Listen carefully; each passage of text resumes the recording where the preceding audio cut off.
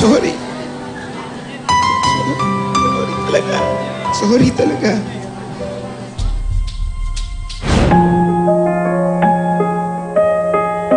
Apat na buwan ding hindi napanood sa noontime show na Eat Bulaga ang isa sa mga hosts nitong si Wally Bayola. Ito ay matapos lumabas ang kanyang video scandal kasama ang isang dancer noong September 2013. At kahapon, sa birthday celebration ni Jose Manalo sa Eat Bulaga, muling nagpakita ang komedyante. Taliwa sa dati niyang masayahing gawi, isang emosyonal na Wally ang humarap sa publiko. Bakit mo umiyak? Teka muna, tingnan ko muna kung kasukat to. Umiyak ka agad eh. Pagka-akap ng akap, di mo pa alam kung kasukat.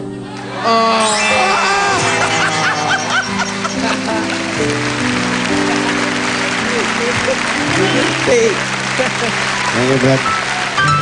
Basta.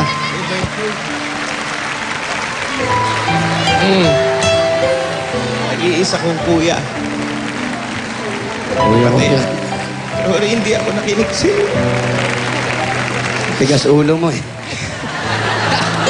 Sorry, di ka nakinig.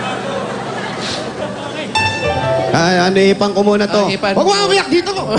Bakit di isang kandila niyan? Parang pantirik yung kandila, iisa eh. Mali. Brad, thank you. Ikaw pala yung kabiyak. Kuya. Oh. Partner. Nag-iisa kong kaibigan. Sorry. Sorry talaga. Sorry talaga. Lalong naging emosyonal si Wally sa puntong humingi ito ng tawad sa kanyang mga dabarkads, gayon din sa publiko. Sa Eat Bulaga, sa mga manonood, sorry po. Sorry po sa nagawa akong kasalanan. Sana ibigyan niya po pa ako ng isang pagkakataon para may ayos ko po ang buhay ko. Patawad po sa inyo po lahat. Sorry po. Sa ginawang public apology ni Wally, buong puso naman siyang tinanggap muli ng kanyang mga dabarkads. Alam mo talagang sa tingin ko, nagkaroon siya, parang may trauma din siya sa alam niya naman kung gaano kabigat yung nagawa niyang pagkakamali. So, unti-unti, siguro, tutulong na rin kami, mga dabarkad na maibalik yung dating saya ni Wally Bayola. At naramdaman rin nakita ko rin naman kung paano siya tinanggap ng mga tao dito. Nung paglabas niya kanina, nakita ko rin kung paano nagsigawan yung mga tao, paano sinigaw yung pangalan niya. Binuksan na rin na lang natin yung pintuan natin para sa kanya. Sana mas maraming project pa yung dumating at alam natin na rin kung gaano kalaki na rin yung nawala din sa kanya.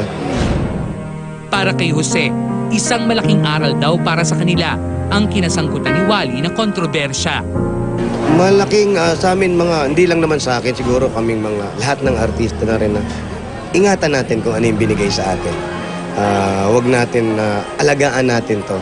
Kasi kahit na sinong artista, hindi lang naman artista, kahit ibang tao, isang pagkakamali natin na hindi natin alam na mali na pala yung ginawa natin, alam natin na medyo hindi maganda ang pupuntahan mo at hindi lang ikaw, pati yung mga nakapaligid sa iyo masasaktan. So ingatan yung hanap buhay, ingatan kung ano yung binigay sa yung biyaya na para mapalago mo to at may pamahagi sa mga tao nangangailangan pa sa'yo. Sabi nga natin, total ganyan, humingi ka na rin ng tawad. At alam naman natin na pinagsisihan mo na kung man yung mga pagkakamali na nagawa mo sa buhay mo. Sabi nga natin, lahat naman tayo, lahat ng tao nagkakaroon ng pagkakasala, lahat ng tao nagkakaroon ng pagkakamali. Ang importante yung paano natin tatanggapin, paano natin naaminin sa sarili natin. Kasi ang tao minsan matigas na hindi kayang aminin yung pagkakamali. Pero ngayon, nandito ka naman sa harap ng maraming tao at tinaon mo pa sa birthday ko, ha? Timing. Na inaamin mo na lahat yung kasalanan mo. Sabi mo nga, Brad, tandaan mo to. Ang Diyos hindi marunong magparusa. Hindi ka pinaparusahan.